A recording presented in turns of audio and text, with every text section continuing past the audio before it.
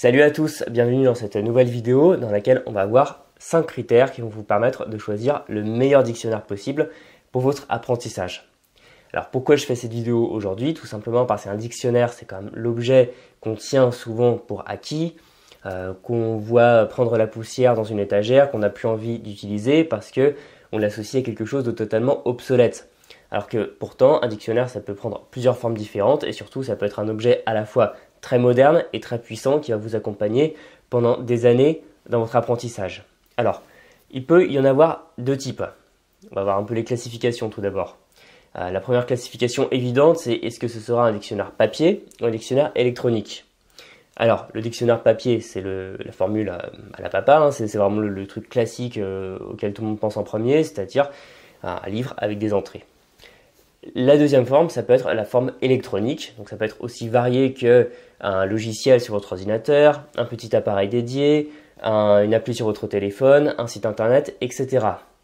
Ensuite, l'autre distinction qu'on peut faire concernant le dictionnaire, ce sont les formats bilingues et les formats unilingues. Alors de quoi s'agit-il? Un dictionnaire bilingue, c'est un dictionnaire qui est généralement en deux parties, par exemple français-anglais, anglais-français. Et à chaque entrée, vous allez voir une traduction proposée pour un mot. L'autre version possible, c'est la version unilingue, qui est quand même plus rare en France. Sauf évidemment les dictionnaires français, c'est-à-dire le Robert, Larousse, etc. Ce sont des dictionnaires entièrement français qui vous donnent des définitions. Et en fait, là où c'est intéressant pour les langues étrangères, c'est parce que vous allez avoir des dictionnaires, par exemple unilingue allemand, unilingue anglais, unilingue chinois, par exemple, que vous pourrez utiliser en plus des dictionnaires bilingues, donc encore une fois, lesquels utiliser. Donc, il peut y avoir aussi d'autres types de dictionnaires, par exemple les dictionnaires spécialisés sur un type de vocabulaire, les dictionnaires de fréquence qui proposent les mots plutôt par ordre de fréquence plutôt que par ordre alphabétique, ou encore les imagiers qui présentent les mots avant tout sous forme d'images. Mais bon, on va principalement parler des dictionnaires bilingues ou unilingues, qu'ils soient papier ou électroniques, dans cette vidéo. Alors, ensuite, on va se demander à quoi ça sert un dictionnaire. Pourquoi vous allez vous embêter à choisir un dictionnaire? Tout simplement parce que vous allez avoir deux usages majeurs du dictionnaire. Le premier usage, ça va être la compréhension, c'est-à-dire vous tombez sur un mot. Mince, qu'est-ce que ça veut dire ce mot? Je ne le connais pas. Et bien vous allez chercher dans un dictionnaire. Le premier réflexe qu'absolument tout le monde a. Ou alors, ça peut être des expressions, des structures de phrases, ça peut exister. Mais en gros, ça va vous servir pour la compréhension. Et le pendant inverse, ça va être bien sûr la production. Vous dites, ah mince, je voudrais dire telle phrase avec tel mot, mais ce mot je ne l'ai pas. Donc, comment faire? Encore une fois, je vais chercher dans le dictionnaire. D'où l'intérêt des dictionnaires bilingues en deux parties qui vont vous aider à trouver la traduction d'un mot ou à savoir comment passer du français à votre langue cible. Voilà, donc avec tout ça, vous avez ce double usage et il y en a d'autres qu'on verra dans cette vidéo qui sont franchement pas du luxe. Par exemple, donner du contexte. Parce qu'il n'y a rien de pire, surtout pour les débutants, qu'un dictionnaire qui vous balance plein de mots et vous ne savez pas vraiment quelle est la nuance entre tous ces mots, quel est le contexte, le sens dans lequel on va les utiliser. Par exemple, un mot comme, je sais pas, billet en français, ça peut être soit un billet de banque, soit un billet dans un sens, un article. Enfin voilà, ça peut être plein de sens différents et si vous ne les connaissez pas, vous êtes bien embêté. D'autres fonctions très utiles qui sont souvent dans les dictionnaires, ça va être la prononciation, comment prononcer un mot, que ce soit avec une transcription, en API, en alphabet phonétique international ou un autre système de transcription, ou alors pour les dictionnaires électroniques, un fichier audio qui va vous donner la prononciation. Voilà, il y a plein de façons de faire différentes, il y a plein de types de dictionnaires différents en reposant sur ces bases-là qu'on a présentées, c'est-à-dire bilingue, unilingue, papier électronique. Et comment choisir? C'est là que vont intervenir nos 5 critères. Alors le premier, ça va être, est-ce qu'il faut qu'il soit sous format papier ou sous format électronique? Alors la première chose, c'est que ça va être en fonction de vos goûts. Si vous détestez utiliser un clavier d'ordinateur ou de téléphone, prenez plutôt du papier. Moi, j'aurais plutôt tendance à vous conseiller un dictionnaire électronique. Pourquoi? Tout simplement parce que les dictionnaires papier sont restreints par leur format. C'est-à-dire, avec un dictionnaire électronique, vous pouvez avoir plein de choses. Vous pouvez avoir le son, vous pouvez avoir des images en plus, vous pouvez avoir des liens qui renvoient vers autre chose. Vous pouvez avoir encore d'autres fonctionnalités dont on va parler plus tard. Et c'est pour cette raison que je vous conseille vraiment, avant tout, un dictionnaire au format électronique, que ce soit une appli sur téléphone, un site internet, etc. Et dans quel contexte je peux vous recommander un dictionnaire papier? Ce sera plutôt si vous avez un besoin très précis, c'est-à-dire si vous êtes traducteur, vous avez envie de faire de la traduction, vous voulez avoir un dictionnaire avec beaucoup plus de richesse.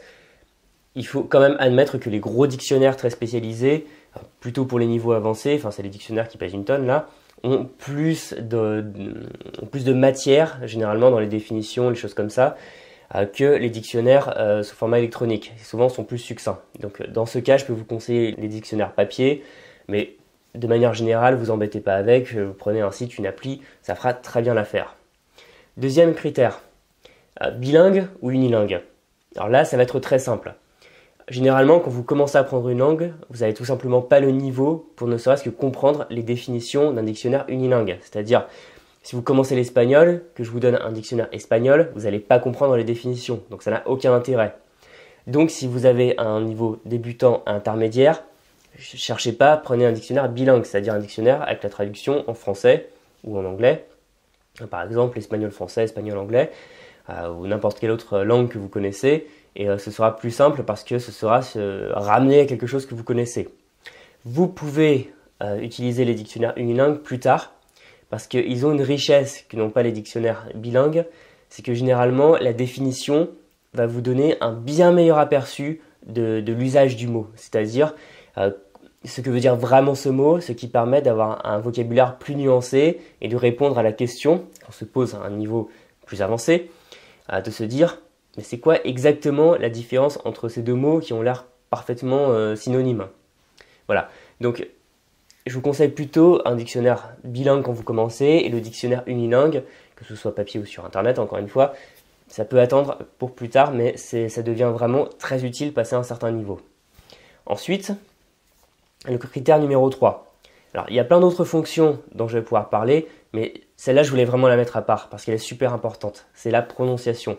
Est-ce que le dictionnaire que vous utilisez vous donne la prononciation du mot? Si ce n'est pas le cas, vous pouvez le jeter à la poubelle, il ne vous servira à rien. Pourquoi?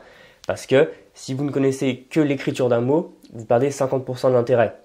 C'est-à-dire, vous pouvez le comprendre à l'écrit, vous pouvez l'écrire, mais pour le dire ou pour l'entendre, si vous ne savez pas comment il se prononce, c'est un peu limité quand même.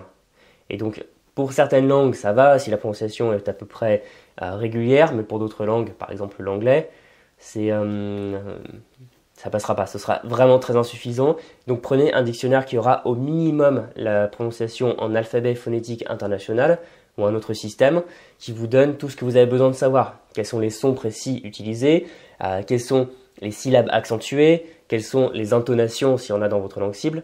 Voilà, avoir toutes ces infos. Et en plus, parce que c'est vraiment très très utile, avoir un fichier audio. C'est pour ça que je préfère les dictionnaires électroniques aux dictionnaires papier. Parce qu'un enregistrement par un locuteur natif plus une transcription, là vous avez absolument tous les éléments qui vous permettent de savoir comment se prononce le mot que vous êtes en train de chercher. Donc on arrive maintenant au quatrième critère, donc ce sont les structures, les phrases d'exemple. Parce que, encore une fois, le contexte est super important. Il peut y avoir des mots qui semblent proches, mais ils peuvent être séparés par des usages assez différents. Donc, essayez de voir un dictionnaire qui vous donne des phrases d'exemple et aussi des structures. Parce que je ne supporte pas quand je trouve juste un mot, par exemple un verbe, un adjectif ou autre, et qu'il manque les infos essentielles pour l'utiliser. Je le dis assez souvent, un mot seul n'a aucune valeur parce que vous ne saurez pas comment l'utiliser ou comment le reconnaître dans le cadre d'une phrase. Donc, par exemple, s'il y a des déclinaisons dans votre langue cible, un dictionnaire qui vous donne les déclinaisons à utiliser, par exemple avec un verbe.